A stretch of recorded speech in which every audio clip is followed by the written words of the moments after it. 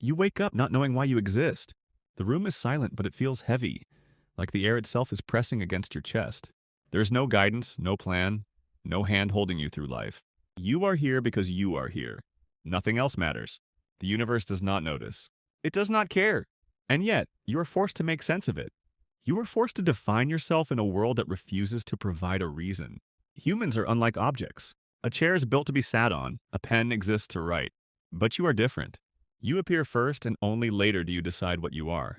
You are a blank canvas placed in an endless void and the brush is in your hands. Every stroke, every choice defines who you become, yet the emptiness around you does not guide you. The freedom is intoxicating, but the weight is crushing. Because freedom is not comfort. Freedom is responsibility, and responsibility is terrifying. Imagine walking down an empty street at night. The streetlights flicker, casting long shadows that move like living things. Each shadow seems to whisper, telling you what you could have been, what you should have done, what you failed to choose. They are not lies. They are the truth of your existence staring back at you. You are condemned to be free, and that freedom has no mercy. Every path is yours, every step irreversible. There is no one to blame, no one to follow, no one to save you. The universe is silent, but its silence is loud. The stars above do not shine for you. The wind that blows does not care for your suffering. The absurd is all around you, the constant clash between your search for meaning and the meaningless world you inhabit. Imagine Sisyphus pushing his boulder, the rock always falling back, mocking every ounce of effort. That is your life in miniature. Endless, repetitive, devoid of inherent purpose. Yet you continue, because the alternative is to stop. And stopping is not an option, for you are alive. You think you can hide, pretend, lie to yourself.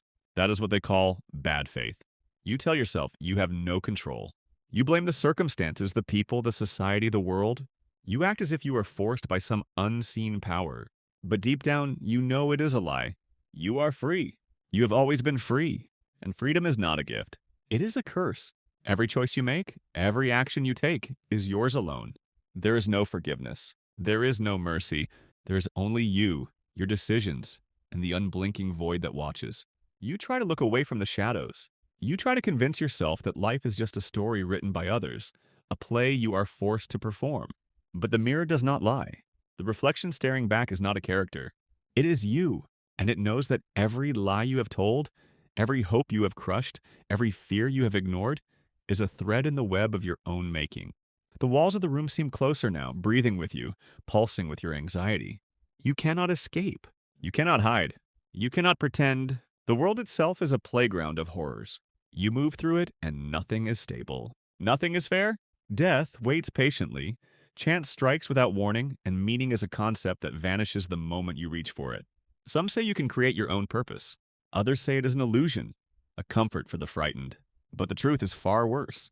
You can create meaning, yes, but every choice, every creation exposes you further to the abyss. You look at the life you have built and wonder if it is you or the shadows that guided your hands. And yet you continue. You must, because to stop is to surrender to the silence. Kierkegaard called it a leap of faith. Nietzsche said God is dead. Camus called it the absurd. But you are left with something even more terrifying. The knowledge that there is no safety net, no plan, no purpose, and no rescue. Only your mind, your choices, your fears, and the endless night around you. Each step you take leaves an echo in the emptiness. You hear whispers behind closed doors, in the corners of empty rooms. You see shapes in the shadows, fleeting, distorted, almost human, almost you. Sometimes you feel a presence beside you, brushing your shoulder, and yet when you turn, there is nothing. Only the darkness and your own reflection staring back. The horror is not in monsters, but in the realization that your own consciousness can be the most terrifying prison of all. Simone de Beauvoir said that we are not born, but we become. Every day, every choice, every act of courage or fear shapes who you are. But sometimes the shaping is painful. You confront your own existence in the mirror and see the stranger that is you. A stranger who knows that every truth is yours to carry alone. Martin Heidegger called it being towards death. The awareness that your life is finite and every action is fleeting. You are confronted with your mortality, your isolation, your freedom, and the weight of every possible choice you did not make. The universe does not judge. It does not applaud. It does not care. Silence is its only response.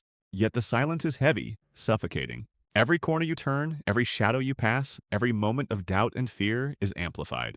The heart races, the breath quickens, and the mind twists with possibilities. What if you are wrong? What if the life you are living is a lie you chose yourself? What if the freedom you cherish is a trap designed to mock you at every turn? And here comes the ultimate revelation. Life has no inherent meaning. There is no divine plan, no predetermined essence, no safety, no justice, no guidance. You exist, and that is all. The horror of freedom, the terror of responsibility, the weight of choice is yours alone to bear. Everything you love, everything you fear, everything you hope for is yours to define. And if you fail, there is no one to blame. The universe does not intervene. It does not care. It does not even notice. And yet you are alive. That is the cruelest part. That is the most terrifying truth. Because the moment you open your eyes, you are forced to confront the absurd, to define your existence, to step into the darkness without a map. The shadows, the whispers, the silent void, all converge to remind you that the world owes you nothing, and you owe it everything. You are free, and in that freedom lies your greatest horror. And as you walk, you realize the final truth. The darkness is not outside you, it is within. The universe is not your enemy. It is indifferent. The fear, the despair, the terror, the isolation is yours. You are the architect of your own abyss. And yet there is one final act of defiance, one final choice. You can embrace it. You can stare into the void and say, I exist. I choose. I define. And in that act, the absurd becomes your ally. The silence becomes your companion. The shadows bow to your decision. And when the night seems endless and every whisper threatens to consume you, you step forward. Alone, unafraid, aware. You are free. You are alive. You are the creator of your own meaning in a meaningless universe. And in that freedom, the ultimate horror and the ultimate power are the same thing. The screen fades to black. The echo of your heartbeat lingers, steady, persistent, defiant. And in the silence, the last word whispers across the void. Exist